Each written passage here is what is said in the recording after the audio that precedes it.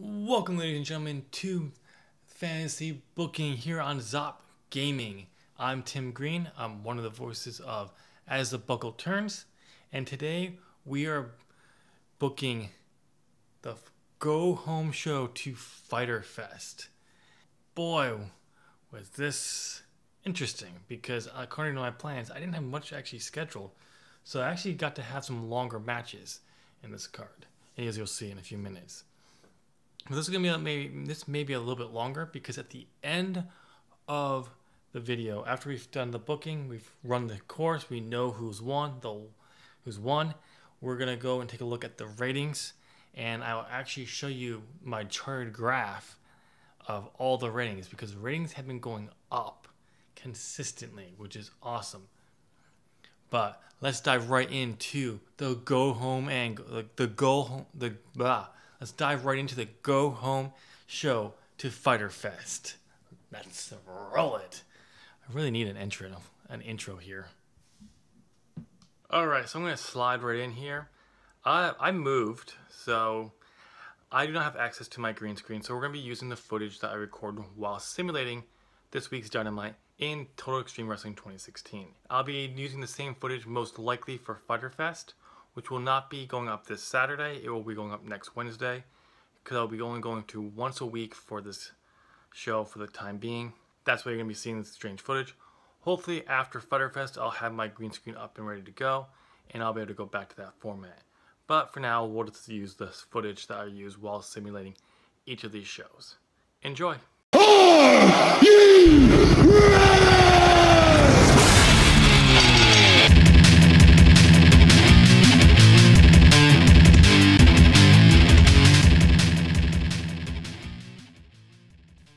As I already mentioned, Zoe Sky is starting to get a push. So I did use her on Dark, but I'm also putting her in the Dark show, the Dark match of Dynamite against new signee, Rachel Ellering. That's right, I have signed Rachel Ellering to AEW, mostly as an enhancement talent, because I didn't have that much talent that was... I don't want all my enhancement talent to be constantly overused and make it almost impossible to build them up if I decide to use them and elevate them. So we just basically went and signed a whole bunch of talent, like Rachel Ellering, Brian Pillman Jr., a few other people who are going to be used as enhancement or up-and-coming talent. So they'll get wins if they're up-and-coming, but they'll also lose to bigger people. Yeah, like that. I haven't figured that out. Let's dive in and move on to the main show. And in a rematch, well, not a rematch actually, but we have another matchup where Trent Bretta takes on one half of the tag team champions, Kenny Omega, where Kenny beat Bretta's partner, Chucky T, a few weeks ago. We're having, it's going to have a rematch between him and Hangman Adam Page, but since Hangman Page is detoxing from being drunk all the time, we put Kenny Omega in here, and in a superb matchup, Kenny defeated Trent Bretta in 15 minutes and 27 seconds with a one-winged angel, and the in-ring performance was a 71 and an 82 for Kenny Omega. We're at 66 here, which makes no sense why, or whatever. But we got a good opening matchup here. So moving on, we have the debut of Tenille Dashwood versus Chris Statlander. In a decent matchup, Tenille defeated Chris Statlander in 15 minutes and 3 seconds by pinfall after the roaring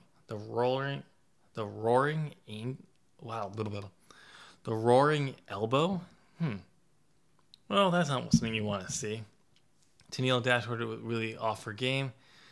Chris Statlander is getting better at a gimmick. Tenille was a 42 in-ring performer, and Chris Statlander was a 53. I feel like Tenille should be a little bit higher, but I'll probably leave it.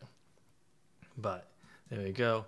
And then we have Tenille celebrates her win when out of nowhere, Mercedes KMV, so apparently I have not changed it yet, beats down Tenille. Mercedes shouts something at her as she beats her up. Chris Statler, who's halfway up the ramp, looks back, sees what's going on. She runs back and pulls Mercedes off. Mercedes rolls and gets back to her feet and charges right at Chris, but stops with the finger to the nose. Her little boop. Mercedes stops, not sure how to react. When she rolls out of the ring, she grabs the mic. Mercedes, so Tenille, you have a friend. So do I. How about we do this at Fyter Fest? Tenille, who has recovered, looks to Chris. They agree and they accept the challenge. It is now official. Tenille Dashwood and Chris Statlander will take on Mercedes and her friend. Who could it be? Let me know down in the comment section. If you're wondering why I'm not bringing up anyone who's maybe posting anything like this, it's because I've batch record these and this has been weeks, so I have no clue while recording who you think that is. Alright, so that's got a 68 overall, which is good. Nice little boost. I don't think the rating's going to be as high as last week, but I'm hoping I'm wrong. We'll see. And then we have an inner circle of Ortiz, Santana, and Sammy Guevara taking on Christian Casanova, Igla Dragunov, and Mika Nakazawa. All three of those men are now official All Elite. Well, except for Nakamura, he was already. But those two, Christian Casanova and Ilya Dragunov, I have assigned to pay-per deals, as in up-and-coming or enhancement talent. Wow, I am tired. Whew. But it was good, 50 overall. But we didn't, in about that decent wrestling, but didn't have much heat. Inner Circle won when Christian defeated by blah blah blah. Yeah, beat them when Sammy Guevara defeated Dragunov with a 6:30. Yeah, if you can't tell, I'm really trying to push Sammy here. I have some plans for Sammy. And we have Christian Casanova gets a crazy gimmick, a thrill seeker gimmick, for very good, which is good. Sammy was a 68. Santana and Ortiz were 64. Nakazawa was 28. Yeah. Dragunov was 32 and 49 for Christian Casanova, which is good. Gives them a win, since I completely forgot to do the broken inner circles storyline this month. Don't worry, I plan to push that next month after Fyter Fest. And then we have Mayu Watami versus Alicia Edwards in a decent matchup. Mayu Watami defeated Edwards in 14 minutes and 44 seconds with a dragon suplex. We had good commentary. Watami had a 69. Edwards had a 42, which is great. 50 there. I think that should have been a little bit higher, but there we go. And Alicia is All Elite. She's actually been signed from the beginning, so she's not one of the new people. She's just debuting here. She's going to be used as an up-and-comer. Mayu Watami celebrates her win-win. Out comes Tessa Blanchard. She gets in the ring, and she has something in her hand. She reveals a Fyter Fest t-shirt. She shows it to Watami, Mayu, and she smiles and agrees. And yes, we are going to have a match between these two at Fyter Fest. So that should be a really good matchup. Hopefully. And a 70 overall for this segment, which is really good. That's nice. See? That gives me hopes for their matchup at Fyter Fest. And then we have the TNT Championship, Cody versus Wardlow. And about that decent crowd reaction, but subpar wrestling, which is not surprised Wardlow's in the matchup. Cody defeats Wardlow in 11 minutes and 34 seconds by pinfall with a crossroads after a distraction from Jungle Boy. During the matchup, we also had MJF run in and attack Cody. Cody makes his defense number 5 of the TNT Championship. So, just trying to see if I can further the Better Than You storyline here, which it looks like I did. Cody and Wardlow has some good... don't click, and it's shown in their performances, which is weird. Cody had a 53 and Wardlow had a 35. And the Better Than You storyline did progress, which is great. So I'm happy there. This should have been higher, but with Wardlow being so low in winning performance, not surprised. And Cody actually had a very low performance, which is weird. Cody celebrates his successful TNT Championship win when David Starr attacks and beats down Cody. After laying into him, David calls for a mic. David, Cody, if you want to know who attacked you, it was me. I want the TNT Championship. I want a rematch. And until I get it, I will continue to punish you. David walks off. So, yes, I think this was absolutely obvious who attacked Cody from a few weeks ago. I wasn't trying to hide it. I just wanted to do something here and then build to a rematch because I really want to use David Starr in the future. And so that matchup will take place at Fyter Fest. And this progressed the TNT Championship storyline, which I'm good here. 71 overall for the segment. I think that should have been a little bit higher, but I'm okay with it. Xia Brookside and Kenny Floss of the Wild Die have a quick promo here. They get a 55 overall, which is okay for who they are. I'll take it. And then backstage, we have a segment. The Young Bucks and FTR confront each other in the back. They argue when they are interrupted by Scorpio Sky, Frankie Kazarian of SCU. SCU! And then we also are there with Isaiah Cassidy and Mark Queen. Frankie challenges them, both FTR and the Young Bucks to an 8-man tag match at Fyter Fest. Both teams accept. You may be wondering why I just did a quick segment here. One, I'm tired. Guys, I woke up at 2 o'clock this morning because I went to bed I think it was closer to 9, but still. I woke up at 2. I've been up since there. It's now 10:44 in the morning. It's starting to hit me. Before I recorded one other segment here. So I'm tired. But also, the way I would want this segment to play out, I would not have had enough characters in game to do it. So I just did a quick summary, which I think I'm going to do when I have a segment where I want a lot to happen and I don't have enough. There won't be enough characters to it. I will put that there. But a B or 73 overall for the action. We had a lot of good things going on here. Moving on. And in our main event for the matchup, we have brought back ACH for this. And he is going to be one of our new talents. He's probably going to be used more in an upper-coming role than action enhancement talent. But I wanted to give him a good matchup here. Give Moxley another matchup before going into Fyter Fest.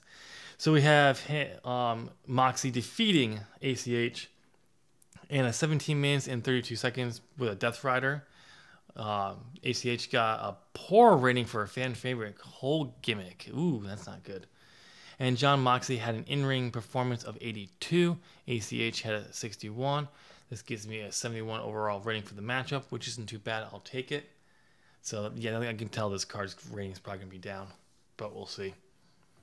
But then in our final segment, we have Jon Moxley celebrates his win when out comes Darby Allin to the ring. They have a standoff when Moxley offers his hand to Darby. Darby hesitantly accepts. Moxley pulls him in for a Death Rider, but Allin counters and drops Moxley with a Hurricanrana. Allin goes up to the top and hits a coffin drop onto Moxley. He gets up when Brian Cage takes Darby's head off with a vicious clothesline, and he stands tall in the ring over both Moxley and Darby's bodies. That's right, I had to have a go-home angle between these two, and I wanted you to remember, Cage is in this. He's after Darby, and just what kind of role will him and Taz play in this World Championship matchup? Will they get involved? Will Cage wait to see if Darby takes the belt and go for him there? Or will he decide to just forgo Allin and go for Moxley?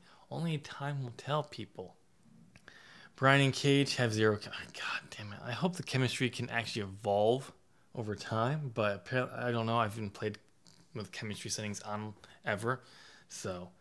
Anyway, this progressed the Darby and Allin storyline a great heat, which I do feel bad that I put Moxley into that storyline and not his own storyline, but going forward that will change. But 67 for this segment, which is a little disappointing. I wish it was a little bit higher, but to end the show, and then we have a 69 for the segment for the overall show, which is down from last week, which was a 71, but still in that same range. I am disappointed. I think this should have been a better show. I really think it should have been a higher rated show. And if I re-simulated it, I could get maybe a higher rating, but I'm too tired. And that means I have to re-record this shit. Not happening. And we did increase our popularity over 21 regions, which is what overall is the best thing for us. So, all right. Normally this is where I sign off, but because we're going to be going into Fyter Fest, I do want to see what the rating for this show is, and then look at my chart of the ratings and grades for all the shows from the start of June to the go home show of Fyter Fest. So we're going to simulate this here. And we got a 4.91 TV rating. This is down from last week's 5.2 something. We'll look at that in a second, which is a little disappointing, but can't be say I'm surprised overall because it was a little bit lower show. So, but it's still in that 4-5 range, which is really good. So right now you're actually going to be seeing on screen my graph, and you can see that our first Dynamite of this from the fantasy booking and for in-game of June, first week of June, we only got a 2.63 there with a 67 rating. Our following week we went up to a 4.46, huge growth in rating popularity. But that was a good run. We had a 62. Let me see this again. So, and that was after our rating for the week. Our rating for that card was down by 5. So, but we did better overall. And then we have our first 5 with a better improvement. And then we go up to a 73. My bad. So it was a 73, not a 71. I misspoke earlier there. But we had a 5.1. And then we go into a little bit lower, so it has dipped. We peaked, went up, and we've come down the last 2 weeks a little bit. So hopefully, after Fyter Fest, we'll get a boost from a post special event. I'm not referring to Fyter Fest as an actual pay-per-view, but you can't really set like free pay-per-view like what Fyter Fest was last year, where they did it for free. In this game, I think you can do something like that on Total Extreme Wrestling 2020, but I'm not sure. But overall, that's pretty good. And so that is all I have for you today. You're seeing how we are doing in game. You are seeing that we had a decent go home show. I do think it should have been a little bit higher up, but I'll still take the 69 for the go home show. All right, that's all I have. Let me know down in the comment section what you thought of this week's episode. Give your predictions since you're made it to the end of this video, please give this video a thumbs up. It really helps support Zop Gaming. And if you're liking this video, please consider sharing this on your social media. With that being said, since you're going to give us a thumbs up and it's right there, might as well just hit that subscribe button, ring that bell, and turn on all notifications so you know when all fantasy booking and Zop Gaming content goes live. I want to thank you again for watching. I'm Tim Green, and I'll talk to you guys in my next video. Bye.